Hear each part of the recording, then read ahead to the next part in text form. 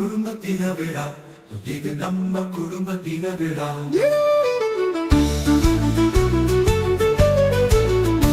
எல்லா நண்பர்களும் இணைந்து கொண்டாடும் அழகப்பா குடும்பத்தின விழா.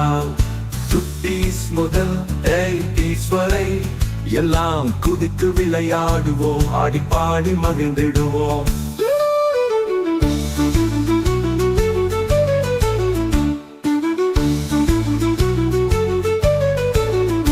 எல்லா நண்பர்களும் இணைந்து கொண்டாடும் அழகப்பா குடும்பத்தின விழா.